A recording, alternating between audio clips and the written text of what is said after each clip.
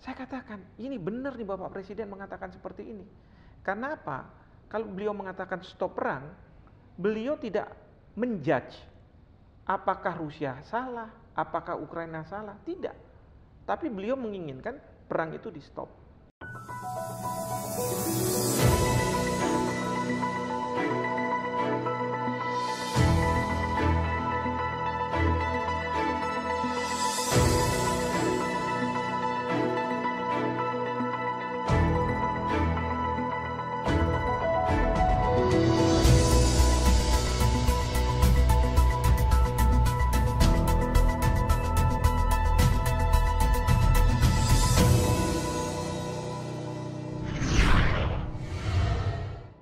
Assalamualaikum, apa kabar Sobat Satrio?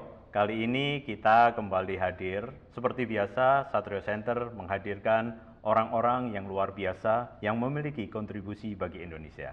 Kali ini kita hadir di samping saya, telah hadir Prof. Hikmahanto Yuwana.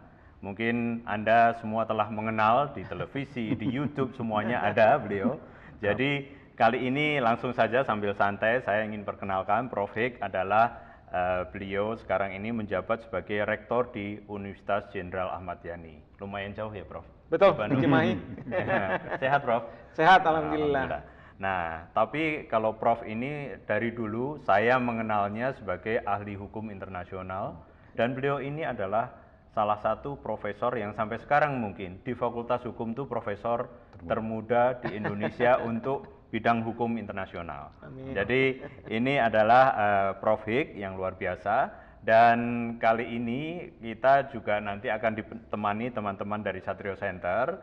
Seperti halnya yang telah kita ketahui, Prof. Hik ini juga beliau adalah selain ahli internasional juga pengamat juga internasional, pemberi nasihat sejak dulu kita tahu. Kemudian kita juga tahu beliau pernah menjadi dekan di Fakultas Hukum Universitas Indonesia. Jadi rumahnya sebenarnya di Universitas Indonesia. Sekarang ini sedang bertugas di Universitas Unjani sebutannya.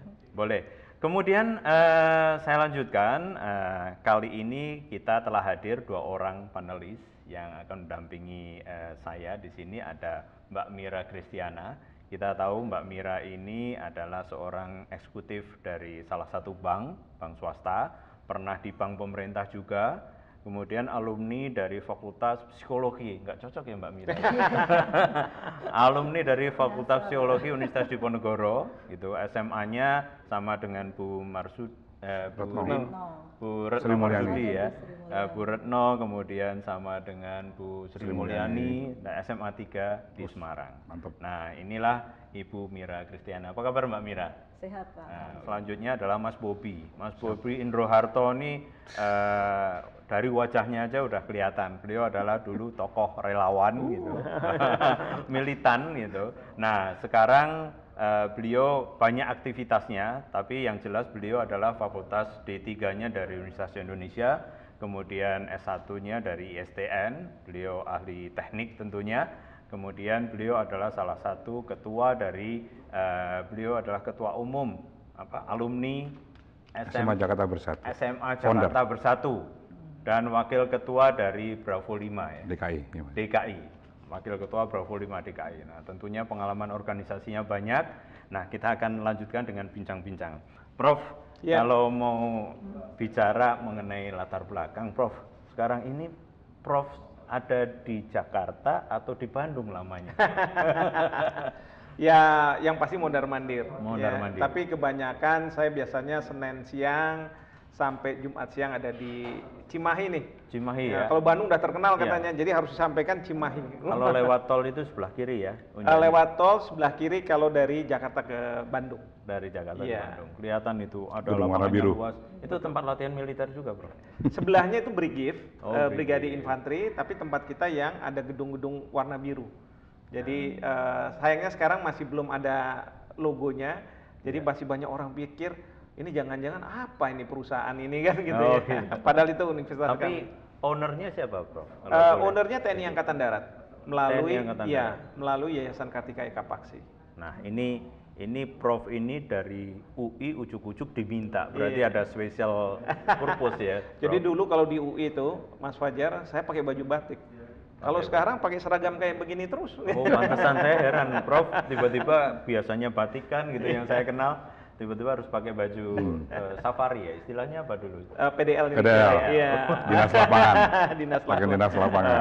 Nah, terus gimana rasanya Prof dari universitas terbaik, kemudian mungkin di Unjani kita yang di Jakarta belum banyak dengar, tapi di Bandung terkenal. Saya yakin itu terkenal karena banyak alumninya orang-orang terkenal di situ. Nah, bagaimana leadership profesor untuk masuk ke suatu tempat yang baru, kemudian memimpin dengan ya ownernya otomatis tentara ya, mungkin dengan disiplin dan sebagainya. Cerita dikit, Prof. Ya, jadi tentu banyak tantangan ya. Tapi terus terang saya sangat menikmati karena apa? Tantangan-tantangan ini merupakan apa ya? Menurut saya sesuatu yang kita tidak bisa terapkan apa yang ada di UI masuk di Universitas Jenderal Ahmad Yani. Nah, pertama adalah kultur.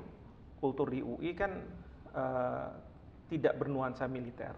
Tapi di Universitas Jenderal Ahmad Yani karena miliknya Angkatan Darat, jadi ada nuansa militer. Upacara terus gitu, Bro? Ya, upacara tidak gitu. Apalagi pandemi kemarin saya jadi rektor, jadi jarang upacara. Tetapi misalnya pakai seragam seperti ini, lalu kemudian loyalitas terhadap keputusan gitu. Dan kemudian juga kita harus mengikuti hierarki atau aturan-aturan yang berlaku di Angkatan Darat. Nah, bagi saya ini sesuatu tantangan. Ya. Jadi saya tidak bisa misalnya mereplikasi apa yang ada di UI untuk masuk ke Unjani.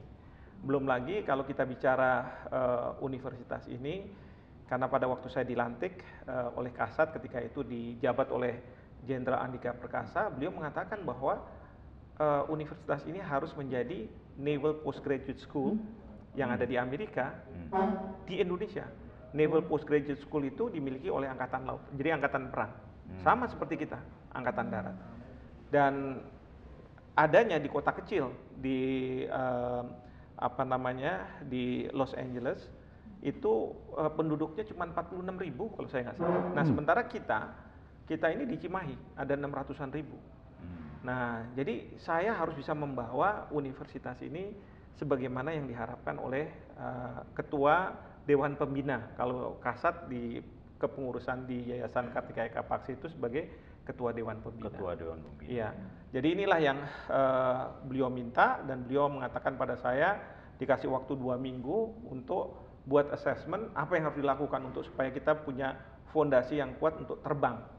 Nah, itu yang terus kemudian saya sampaikan, ya misalnya ICT-nya harus diperbaiki, gedung-gedung kampus harus dibenahi, dosennya harus dilakukan upgrading, belum lagi nanti para mahasiswa yang kita harus terima gitu kan.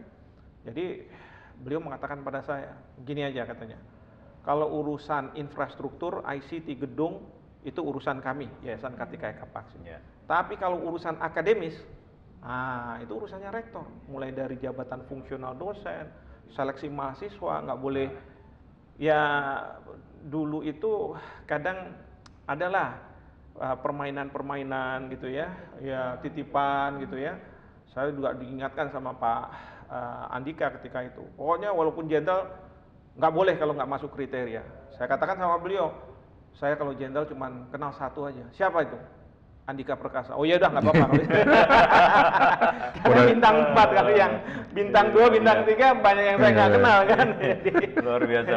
Jadi itu transformasi yang kita lakukan dan alhamdulillah berjalan terus. Sekarang berjalan dengan baik gitu ya. Dan ini yang modal kita untuk supaya universitas ini kita bisa mengejar ketertinggalan kita dengan universitas lain gitu. Ya, luar biasa. Mungkin Mbak Mira kita bisa bincang-bincang asik topik yang lain, Mbak Mira. Profesor seperti yang tadi disampaikan Pak Fajar, Profesor akhir-akhir ini sering banget ngawiri Prof di TV ya, di YouTube, di mana-mana terkait tentang Rusia dan Ukraina. Iya. Nah ini kan sudah beberapa waktu yang lalu Pak Jokowi kan berkunjung ke sana. Betul. Dan ada mungkin setelah itu ada kejadian-kejadian lagi kan di sana kan Pak. Gimana tanggapan Prof terhadap peranan Indonesia dalam hal ini yang Pak Jokowi sudah melakukan sesuatu yang Presiden lain tidak lakukan? Jadi pertama ya, konteksnya dulu. Jadi waktu Rusia melakukan serangan ke Ukraina, waktu itu disebutnya sebagai operasi militer khusus, ya, Special Military Operation. Itu ada dua alasan sebenarnya.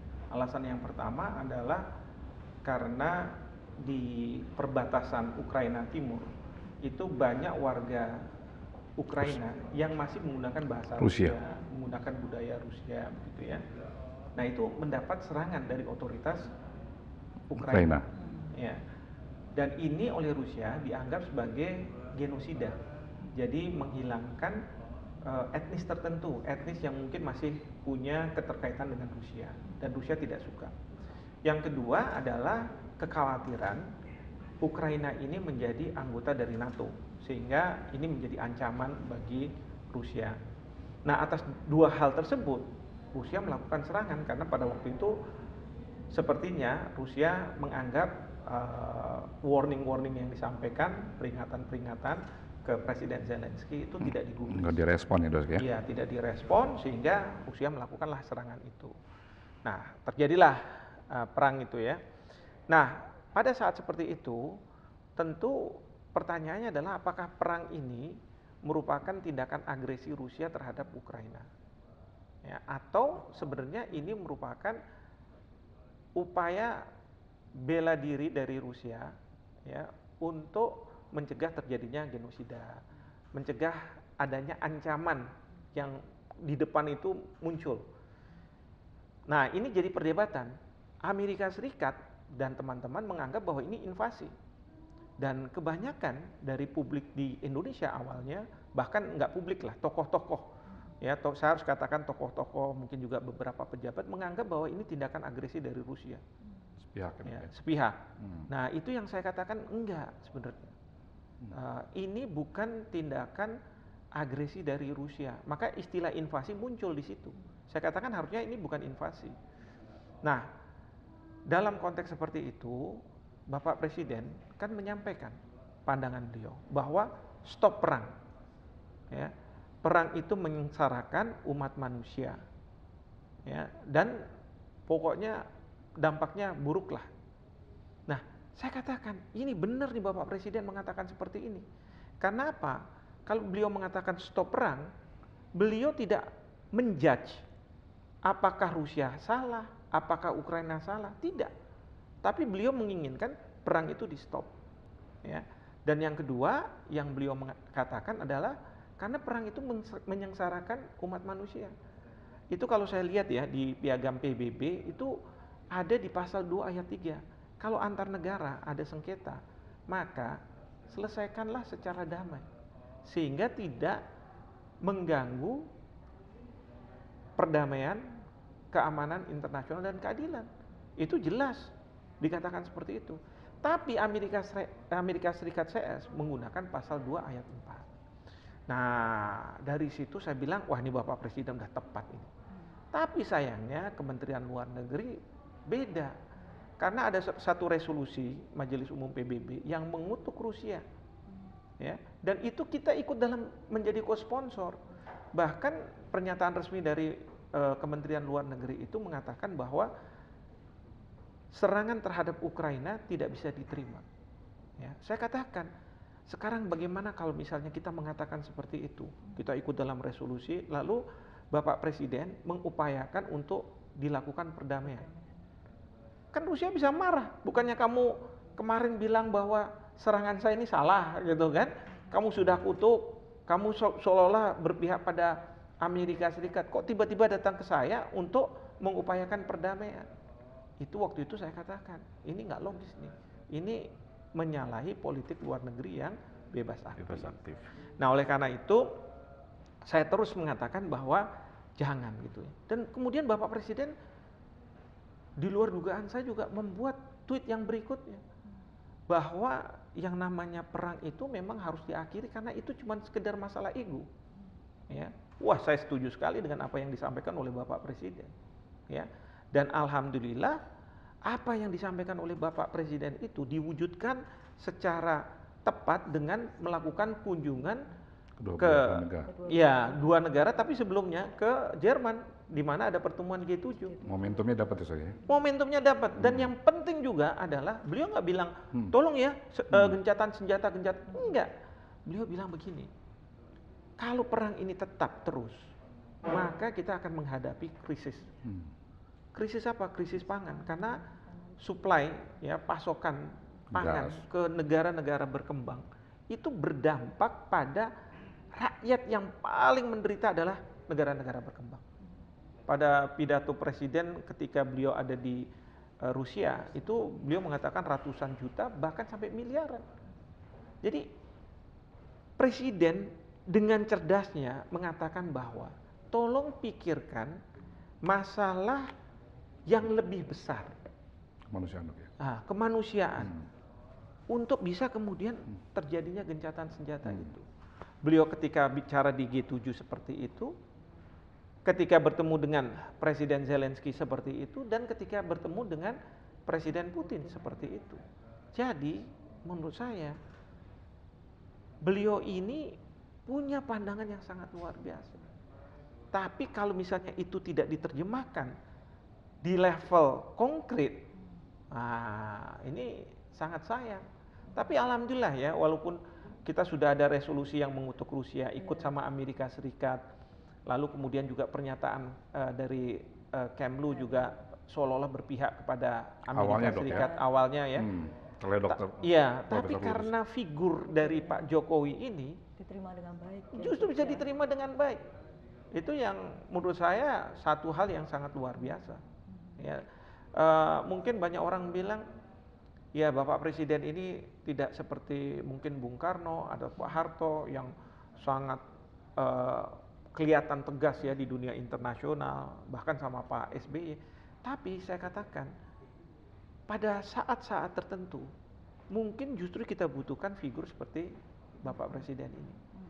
Ya, sangat low profile, humble, yang kemudian bisa diterima oleh kepala pemerintah, kepala negara lainnya, ya. Bahkan pada waktu pertemuan G7 kan jadi role model ya, Dok, ya? Jadi role model dan ya bercandaannya itu Jokowi udah enak benar ya, gitu ya. Iya. Nah, jadi hal-hal yang seperti ini menurut saya approach seperti ini penting. Ya. Saat ini benar-benar lagi dibutuhkan dunia ya, Prof ya. Betul sekali. Seperti itu. Betul sekali ya. Mungkin bukan tipe yang kelihatannya harus decisive, saya harus mau kayak gini kan. Bukan yang seperti yang mau menang sendiri. Tarik-tarikannya padahal kuat ya, Dok ya. Tapi juga punya ini sendiri ya. Iya. Yang pasti memang Indonesia ini kan memang negara kunci ya dalam berbagai isu internasional, ya kan? Geopolitik dan sebagainya. Jadi saling ditarik ini. Misalnya persaingan antara Amerika dengan Cina di bidang perdagangan, kita ini ditarik-tarik gitu ya. Kemana, gitu. Iya. Dalam kaitan dengan perang di Ukraina, kita juga ditarik-tarik. Amerika Serikat kepingin supaya kita ada dalam kubu mereka, gitu ya. Sampai saya masih ingat tuh waktu kita buat resolusi bersama Amerika Serikat yang mengutuk Rusia, itu sampai di Kemlu ya waktu itu, atau juru bicara Presiden Amerika mengatakan bahwa Kemlu, Wakil Menlu berterima kasih kepada Indonesia. Dalam hati saya itu sih bisa-bisanya aja supaya kita senang terus kemudian ngeblok gitu kan. Tapi untungnya kita nggak melakukan itu loh. Jadi menurut saya memang kita ditarik-tarik ya, tapi kita tetap konsisten. Dan kita tahu juga Rusia bukannya tidak mau menarik-narik kita, juga narik-narik juga. Sama. Tapi kita ada di tengah. Saya selalu ingat apa yang disampaikan oleh Bapak Presiden. Pertama adalah kita berpihak bukan ke mereka, tetapi kepada perdamaian. Ya. Yang kedua humanity, kemanusiaan. Karena beliau tahu bahwa dengan adanya perang ini, nggak menang kan dampak. Iya, dampaknya kepada rakyat Ukraina yang menjadi korban. Ya? Iya. Di Ukraina banyak korban, belum lagi di negara berkembang pasokan pangan jadi bermasalah. Ya, termasuk Rusia juga problem dong. Ya? Iya, betul sekali. Jadi itulah maka yang saya katakan visi beliau ini bagus ini. Cuman memang harus diterjemahkan. Itu. Prof, ini kan perannya Indonesia masih bergulir nih, Prof. bentar lagi mau G20 kan, Betul. Prof, di Bali bulan November kan. Kira-kira apa yang harus Indonesia antisipasi nih? Karena kan kemungkinan besar Putin hadir kan. Yang perlu diantisipasi nanti apakah kemungkinan ada hal mengejutkan yang terjadi gitu yang perlu dilakukan oleh Indonesia atau Pak Jokowi, kira-kira apa nih, Prof? Ya, yang pasti adalah kita lihat ya, untuk memastikan suksesnya KTT G20 ya, untuk supaya proposal atau rencana-rencana Indonesia bisa diterima sebagai terobosan untuk perekonomian internasional. Apa yang dilakukan oleh Bapak Presiden? Melakukan lobby-lobby sejak sekarang ini. Beliau ke G7 tidak hanya ikut di dalam rapatnya G7 ya, tetapi melakukan hubungan bilateral, pertemuan-pertemuan bilateral, informal memang, sama Presiden Prancis gitu ya, sama Kanselir Jerman. Dan saya yakin dalam kesempatan tersebut beliau mengatakan tolong datang, ini penting ya. Karena kita perlu memastikan, jangan kamu kemudian menghukum Indonesia nih, kamu nggak suka sama Rusia terus kamu nggak mau datang gitu kan. Karena pada waktu bertemu dengan Boris Yeltsin ketika itu masih Perdana Menteri Inggris, Boris Yeltsin mengatakan, Boris Johnson udah meninggal ya, mohon maaf. Boris Johnson sampai mengatakan beliau bahwa ya kita semua akan datang. Itu kalau bukan berkat lobby-lobby pendekatan pribadi dari Bapak Presiden nggak mungkin. Ya, kalau saya melihatnya seperti itu. Lalu ketika beliau ke Presiden Ukraina juga sama, Presiden Rusia juga sama, tetap mengundang. Artinya surat resmi memang dikirim, pastilah kalau surat resmi kan semua juga harus dikirim. Tapi dengan lobby-lobby itu beliau ingin memastikan bahwa beliau akan hadir. Saya dengar ada rencana dari beliau akan berkunjung ke Cina, ke Jepang, sama satu lagi negara. Roadshow dok ya? Iya, itu juga dalam konteks memastikan beliau akan hadir. Dan kemudian juga mungkin akan memunculkan proposal-proposal Indonesia yang berkaitan dengan bagaimana perekonomian internasional yang sedang mengalami stagnasi ini gitu ya, karena pandemi, apalagi sekarang ada perang, stagflasi juga, stagflasi itu bisa bergerak lagi. Nah, jadi seperti itu. Mas Bobi. Prof, atau saya manggilnya Mas Gihik ya. Iya. Salam Sixer Hot Mas. Salam Sixer. Satu alumni. Salam Sixer Hot Mas. Iya. SMA 6. SMA 6. Padahal dulu berantem tuh. Mas Gihik nih senior panutan. Itu SMA-nya artis itu. Oh, yang artis yang bandel-bandel, yang pinter-pinter kayaknya. Mas Gihik izin apa namanya? Mas sudah masuk ke materi Pak Jokowi tadi ya. Iya. Apa tadi Mas, masih kaitannya dengan Ukraina sama Rusia. Begitu Pak Jokowi ke Ukraina Rusia, dia menyampaikan langsung undangan secara personal. Itu benar personal touch sekali kata Mas Gihik ya. Iya. Dan itu udah benar-benar value-nya luar biasa. Betul. Dan yang lebih spesifik lagi Mas Gihik, dia nggak ngomongin tentang perang itu sendiri. Dia lebih ngomongin pangan, lebih dan lain sebagainya. Jadi dia nggak menjudge salah benarnya gitu Mas Gihik. Iya. Menurut tanggapan gimana Mas? Jadi gini, saya masih ingat ya waktu perayaan gerakan non-blok. Memang sih waktu itu jumlah negara yang diundangkan banyak. Tapi ketika itu Presiden dijabat oleh Pak Harto, Presiden Soeharto mengutus mantan duta besar, ini dan lain sebagainya untuk datang, lalu kemudian memastikan bahwa beliau-beliau yang menjadi undangan itu hadir. Ya, itu personal touch-nya itu seperti itu. Belum lagi ketika highly appreciate by Putin ketika Jakarta informal meeting untuk menyelesaikan isu Kamboja, itu juga kayak begitu. Nah, sekarang ini Bapak Presiden sendiri yang hadir. Memang pas kebetulan ada kegiatan-kegiatan. Jadi luar biasa sekali Prof. Iya, jadi ini yang dikedepankan oleh beliau bahwa tidak sekedar cuman kita mengirim surat atau kertas gitu ya, tetapi juga menyampaikan langsung, memperlihatkan muka untuk membicarakan hal yang sangat penting. Yang kedua tadi terkait dengan masalah menyelesaikan perang ini dengan membungkusnya itu mengenai masalah dengan hal yang isu krisis pangan. Ya dok ya, nggak ada hubungannya dengan perang itu sendiri dok ya. luar Kadang kan biasa. gini, kalau misalnya kita lihat ya, suatu masalah di lantai pertama ya, mobil gitu ya, di lantai lantai 1 gitu. Kelihatannya wah, mobilnya memang gede gitu. Tapi coba lihat di lantai 12. Jadi kecil dan banyak masalah kan di situ. Nah, Bapak Presiden itu mau mengatakan, jangan cuma sekedar lihat ini perang antara Ukraina dengan Rusia ini. Impact-nya tapi dong ya. Tapi lihat nih masalah besarnya. Jadi harus kita lihat dalam satellite view atau paling tidak helikopter view. Jadi lebih luas. Nah, dari sini memunculkan kesadaran kepada banyak negara yang terlibat dalam perang. Saya selalu katakan ya, perang ini bukan perang antara Rusia dengan Ukraina, tapi ini udah antara Amerika Serikat dan sekutunya dengan Rusia, dan medan perangnya, battlefield-nya itu ada di Ukraina. Nah, kalau kita selalu melihatnya dalam perspektif itu, wah, bisa-bisa nggak akan selesai nih. Ego yang selalu akan muncul. Nah, tapi Bapak Presiden mencoba untuk memperlihatkan bahwa ada masalah lebih besar ketimbang yang kecil ini, yang egonya itu. Pangan dan kemanusiaan dok ya? Kemanusiaan. Pengungsi dari Ukraina berapa banyak tuh? Yang harus ke Uni Eropa dan lain sebagainya. Prof, ada yang menarik Prof. Saya punya banyak teman jurnalis sih Prof ya, terutama dari Australia dok. Nah, dia bilang begini, bahasa Indonesia aja Prof. I was surprised, dia bilang kok opini masyarakat Indonesia itu cenderung tengah terhadap Rusia dan Ukraina, nggak kayak Barat yang cenderung menghujat Rusia misalnya. Kalau dari kita menghajat itu memang cybercrime juga main. Bagaimana tuh Prof? Iya, kalau karena menurut saya mereka juga surprise kok orang Indonesia nggak terlalu menghujat Ukraina ya.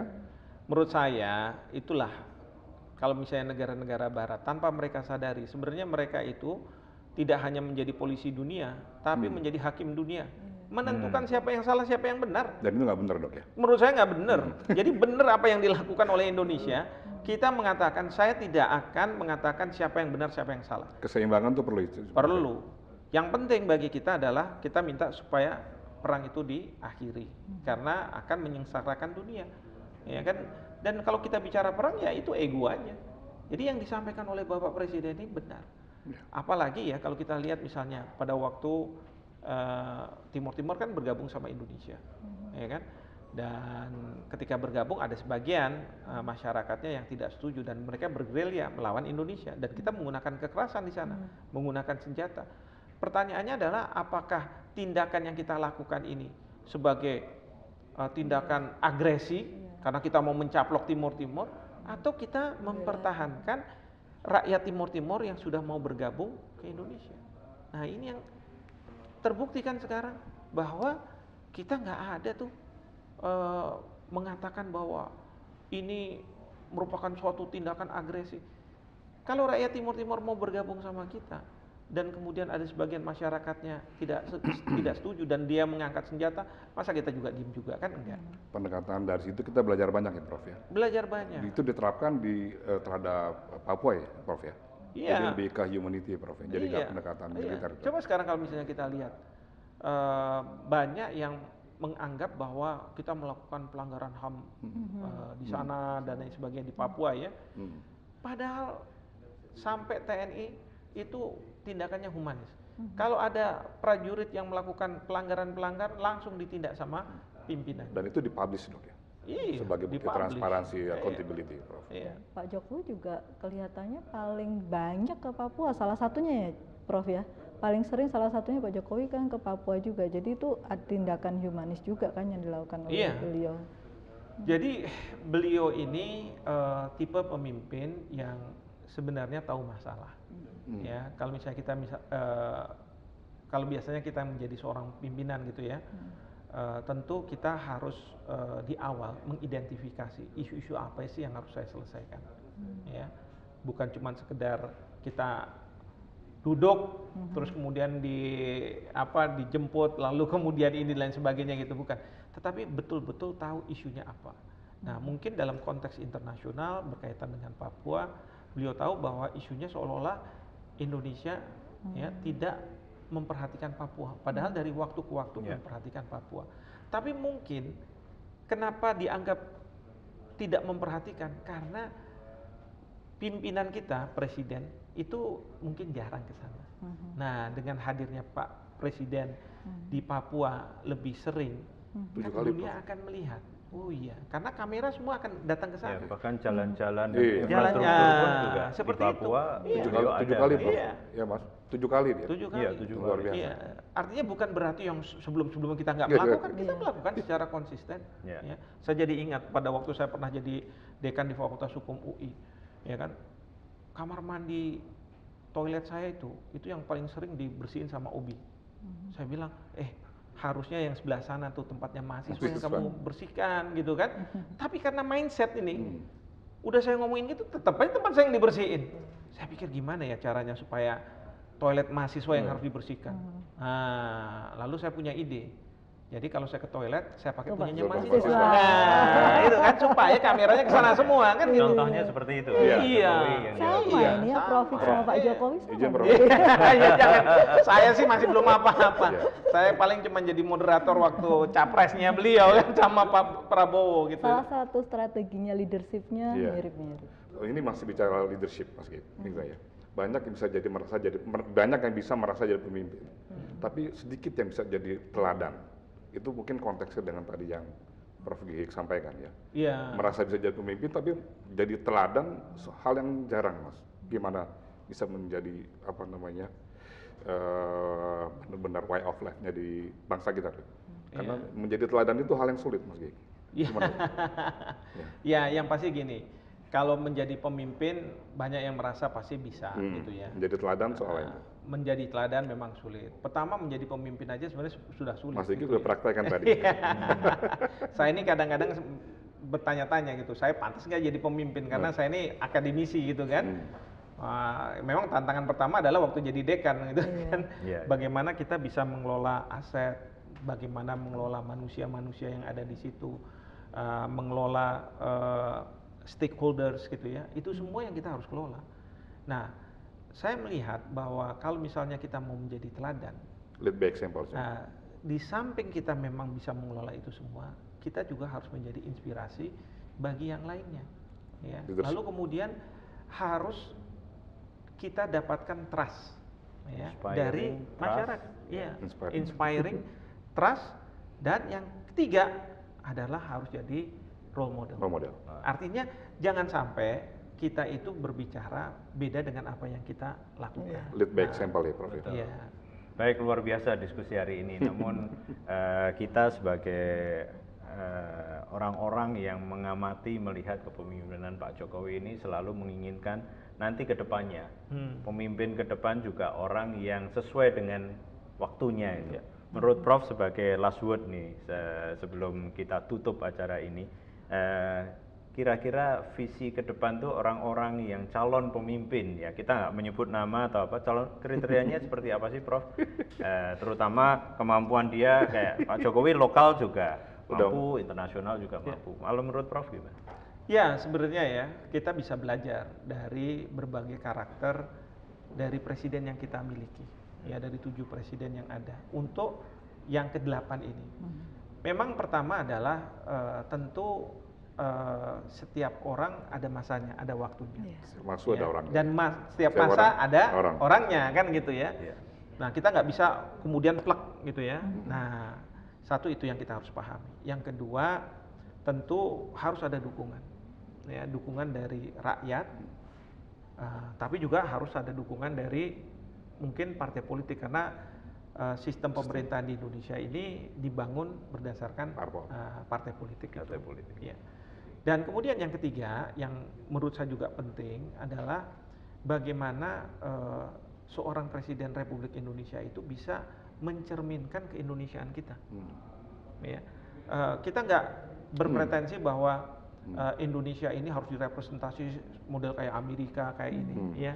Kita ini kan punya identitas sendiri. Indonesia Way. Ya, Indonesian Way. Itu sangat-sangat penting. Indonesia Ya. countries. Nah, jadi itu yang harus dimunculkan. Karena apa? Kalau misalnya di perusahaan kan direksi, tapi direksi kan kolektif kolegial. Ya. Tapi kalau di Indonesia yang merepresentasikan adalah presiden. Dan presiden itu cuma satu orang, iya kan? Jadi satu orang ini harus bisa merepresent yang namanya Indonesia itu. Nah, jadi harapan saya ke depan kita akan memilih seorang tokoh yang 3 hal ini, yang memenuhi kriteria ini. Baik, terima kasih Luar Prof biasa. atas pencerahannya Dalam. pada kali ini. Kapan-kapan kita undang lagi karena banyak lagi nanti tema-tema yang akan terkait dengan internasional. Terima kasih Prof atas waktunya, Mbak Mira, Mas Bobi, terima Siap, kasih. Mas Selamat sore Sobat Satrio, sampai bertemu kembali dalam acara pertemuan podcast berikutnya. Terima kasih.